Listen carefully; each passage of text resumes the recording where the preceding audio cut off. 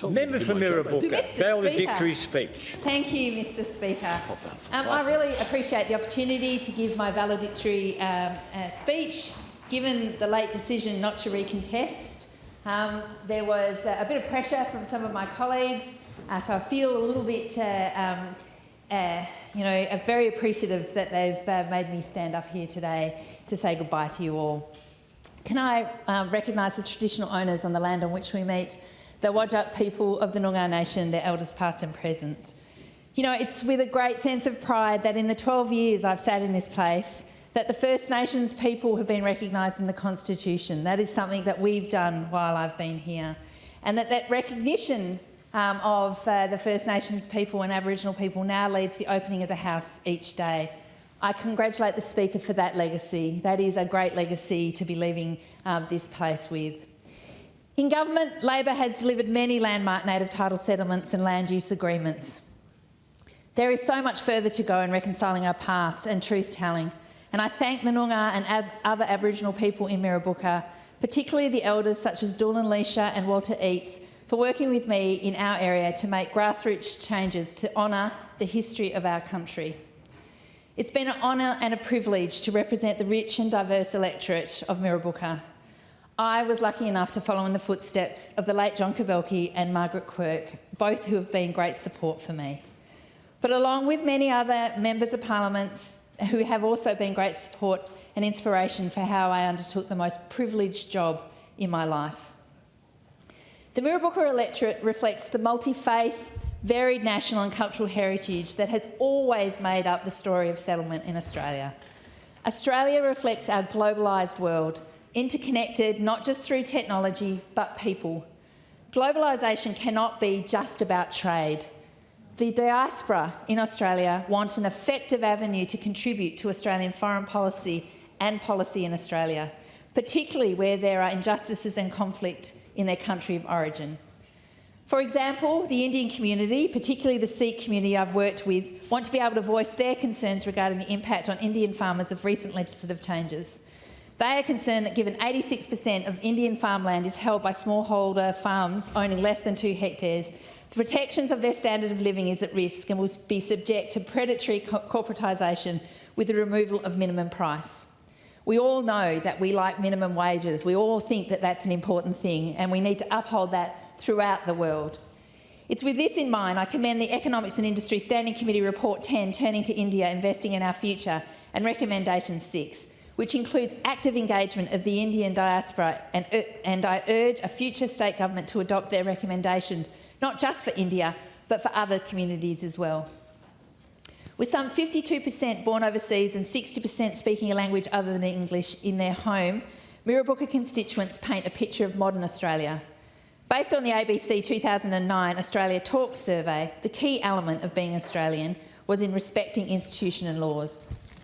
It's clear to me that for those both born in Australia and who come here as migrants, be it skilled or students or seeking refuge, that they want the right to belong, to be treated equally by the laws and those government institutions that uphold them.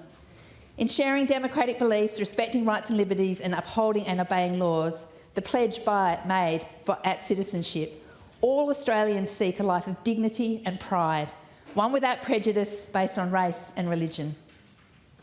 The COVID-19 pandemic has certainly reinforced a catchphrase, "we're all in this together," which is similar to the saying, "a fair go for all." But for that to be a reality, it needs to be reflected in our institutions and in our leadership with support and commitment. In particular, it needs to be reflected in our equal opportunity legislation, which, as it was done in 1984, the legislation no longer reflects what is needed to ensure our community responds to discrimination, in particular racism and intolerance. On a positive note, the Multicultural Framework, introduced this year based on the Multicultural Charter, is a document that I am proud to have worked with the Multicultural Advisory Group on. Of particular note is the great work of Sayed Pachar, Maria Osman, Iqbal Samnakay, Young Z or Edward, and Helen Maddox. While COVID-19 has delayed some of this great work, I urge all government departments to embrace this framework as a guide to the innovation that diversity will bring to our institutions. Certainly, that success is the experience of Kaleidoscope, the newcomer workplace participation program, and the participants and employers have both had great experiences. It's another great initiative I was honoured to be a part of, and I thank the City of Stirling for its innovation. I truly want to thank all the people of the electorate of Mirrabooka, those that live there, those that work there or have lived there, all who have been embraced by the spirit of the place in their hearts, including myself.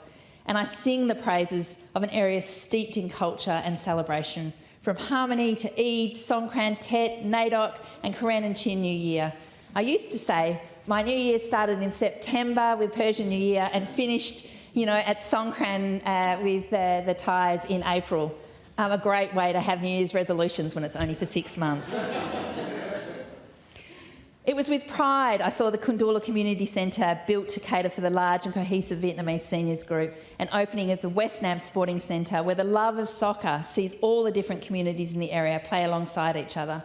There are so many landmarks to mark my 12 years: the Reed Highway Bridge, the Princess Road Park upgrade, the development of the land around Mirrabooka, including Maya Vista Nursing Home, and the establishment of the Wodjuk Northside Aboriginal Resource Centre. But these are the built form that do not demonstrate the pride in the area, a pride strongly defended. So when some 7 or 8 years ago the front page of the Daily News screamed fear of young African Australian men, the community stood strongly against the stereotypes that misrepresented the good work of so many young Australians. Indeed, the defence went so far as to take the matter to the Press Council and seek redress to highlight the leadership of young African Australians.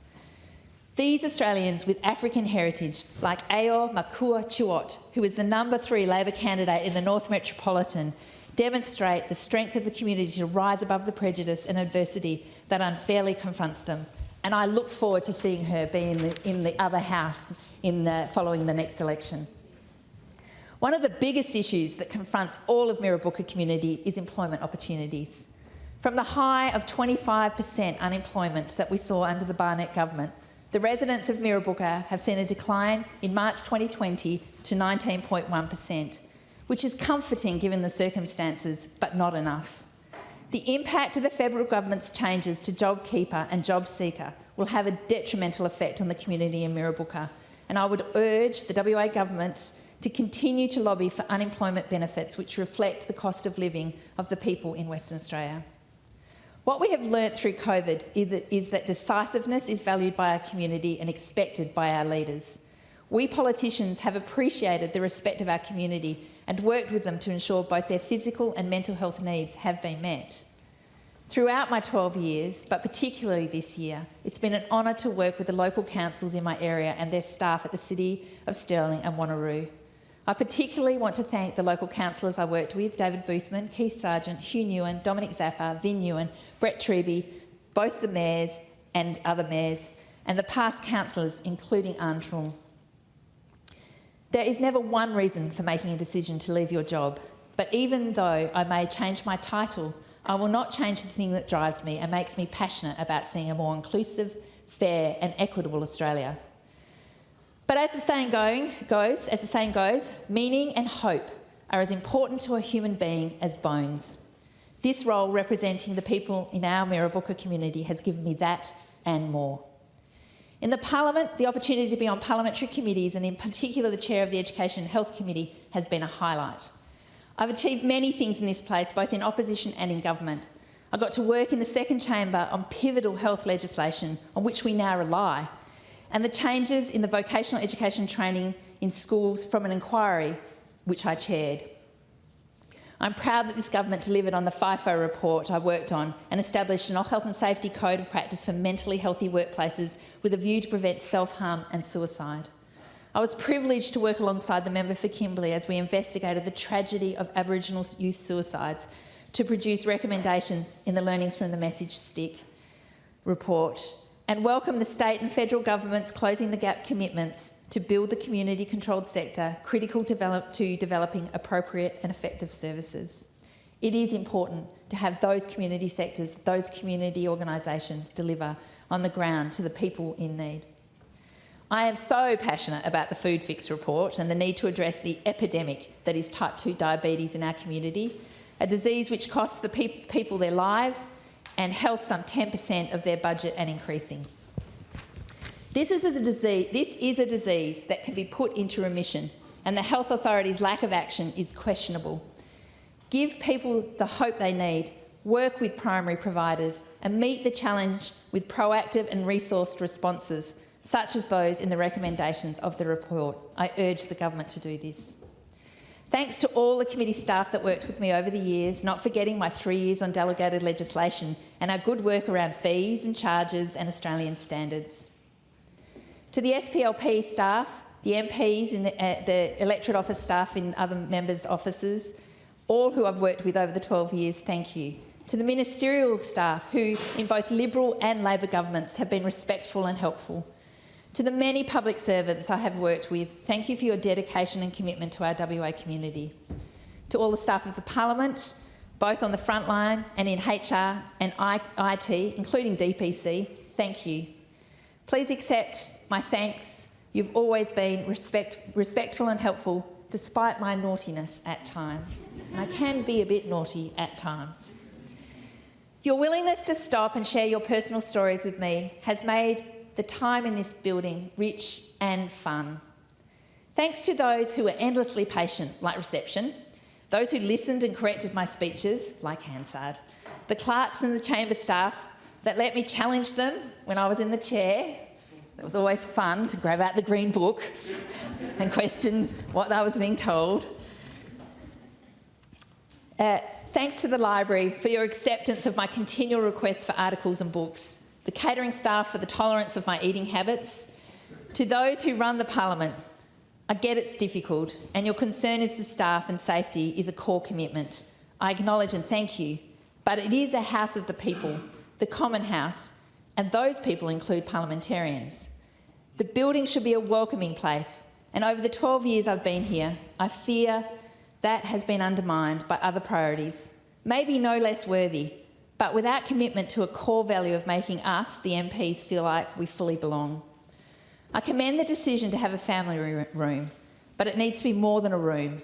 It has to be inclusive, accepting, tolerant of inconvenience, and most of all, give a sense of belonging. With respect to Parliament, when anyone questions the value of targets for women in Parliament, you will have to question the value of my contribution, as I am proudly the result of many women and supportive men ensuring women like me stand in this place. And one of them is in the gallery today with Helen Creed. I came to this place as a result of the Labor Party commitment to affirmative action. As I've demonstrated here and in the electorate, I have merit. Some bloke with greater capacity was not overlooked because the party gave me, as a woman, preference through targets. If you're a woman who wants to follow your passion and seek to change the delivery of services into the community or introduce new innovations, my standing here tells you that you can too. Well, at least you can if you're a member of the Labor Party. Bateman will be interesting. To take on this job, you need support from your colleagues, volunteers and community, but most importantly from your family and friends. Thanks to the Freedom Girls, the Emily's List crew, the Yoga Mob, the neighbours, all my volunteers and supporters, too many to name individually. Thank you all. Thanks to the community who I've represented and the NGOs, all fantastic people to work for. Thanks to my family. Now I'm going to cry. Thanks to my family. It's been a hard year, but we've loved each other and supported each other through it. To Jodie, Nathan, Tracy and Ken, you are amazing. I love and cherish you all. To my mum, throughout my 12 years, you've taught me resilience and reliability, a strength of character that served us so well in this tough year. You've also taught me that I have to deal with my anxiety, which is also a very good lesson to learn. You know, I couldn't imagine running for re-election without my biggest supporter and also my greatest critic, my dad. So now, I guess I won't have to. To my lovely radical son, he runs a close second in the questioning my beliefs stakes. He keeps me questioning. His arguments are pretty convincing. Can I just tell you, the women's revolution of the 70s produced me. So I am so looking forward to what the social revolution of this time, of this age, produces as the leadership of the future. I can imagine that future won't be captured by a laissez-faire capitalism of privatisation and small government that I was taught at uni, that it will embrace the health and well-being of its citizens. I'm heartened that my belief that the wealth of a nation is built on the public ownership of its facilities, delivery of universal health and education, importance of stimulating the economy for employment, and a compassionate welfare system has borne fruit in this time of pandemic and is something that we should all be committed to.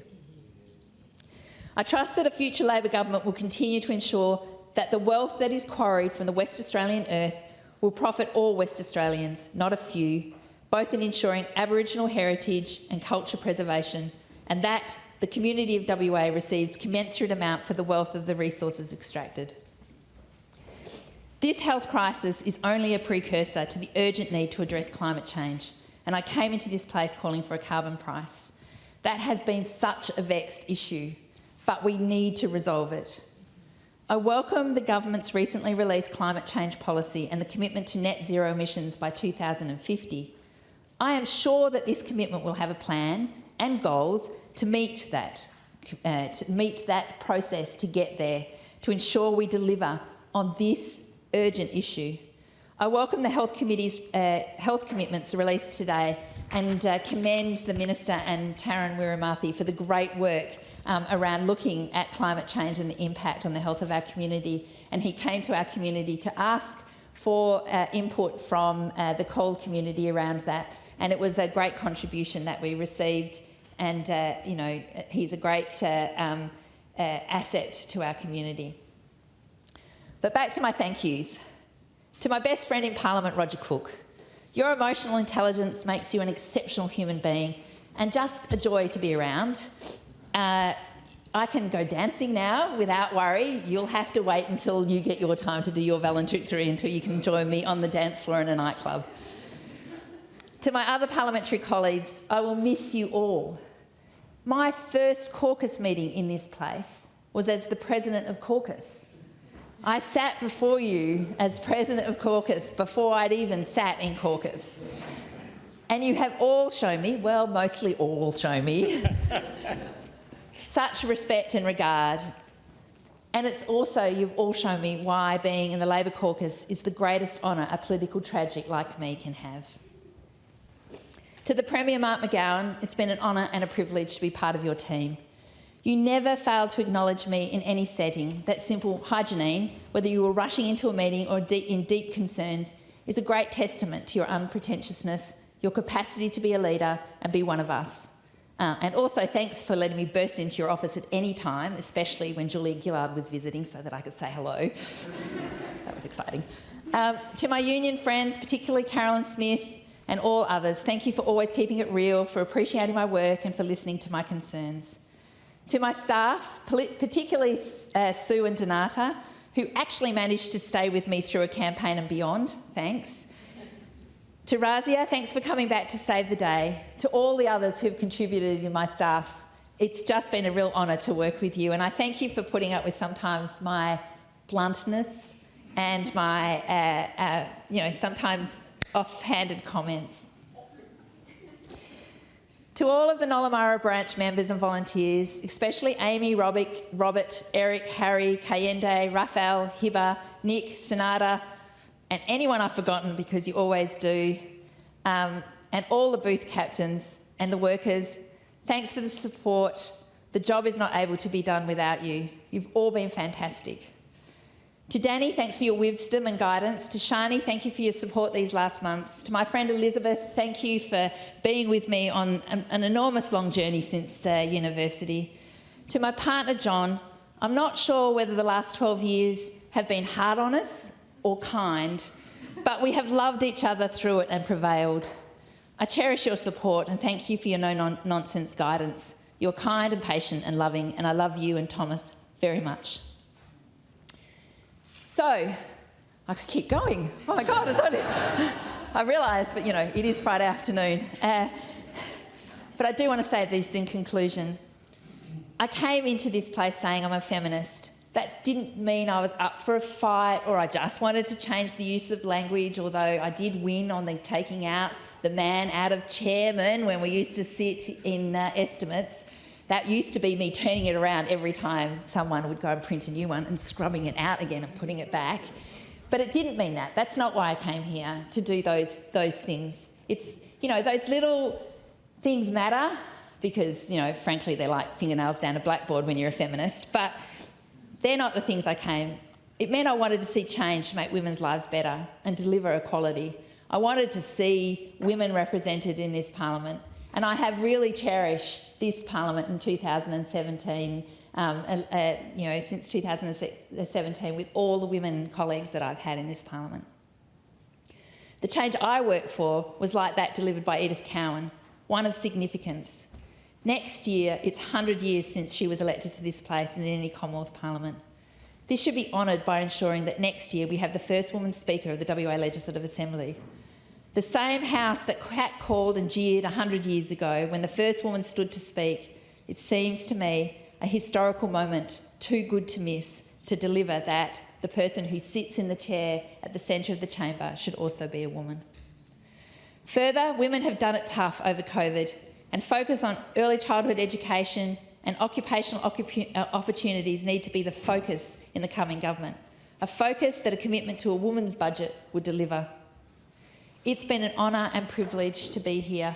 I could go on and talk about all of the many memories I have in this place. Now that I've spoken, I could keep going. I got really good at being able to speak at the drop of the hat. The whip tells me when I told him I was leaving, who am I going to get to just, when I say, you need to speak on this, to get up. Can I say, when I first came to this house, I hated public speaking. I used to get up and be really nervous and very reticent. I felt like you had to know so much to be here. I felt like you could, yeah, that's right.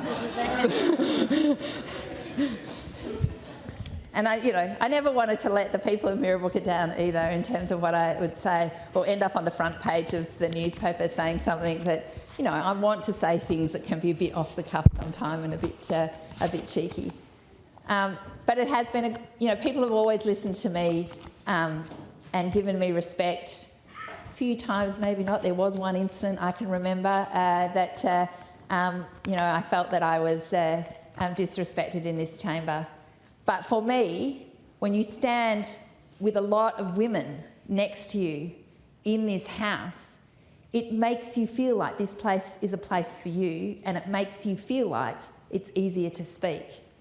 It can be a really odd chamber, standing across. It's very adversarial.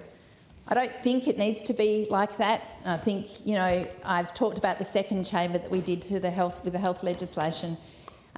Just back here in the committee room, and how that was such a different experience as a Member of Parliament, how we were able to get really into detail and directly speak to the advisors in a manner that actually brought a great piece of legislation, delivered a better piece of legislation that came to this Parliament, and we were in opposition doing that, and the Minister said that himself as he stood up here in the third reading speech at the time.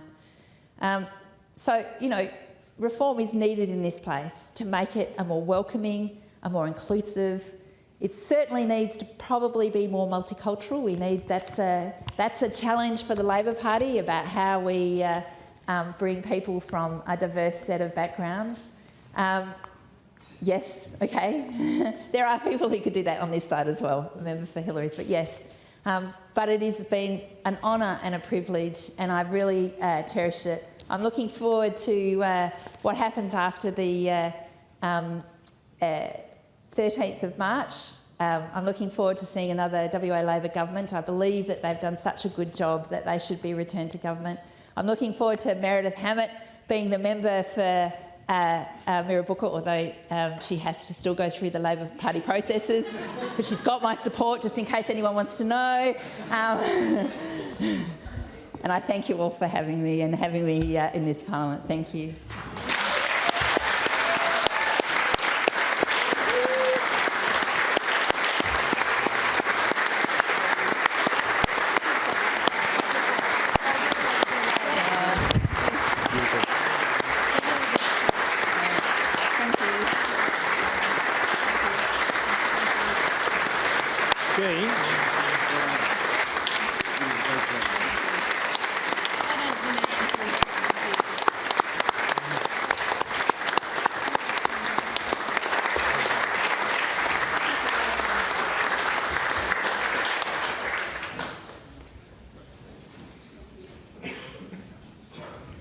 So could everyone move out for the next group to come in, please?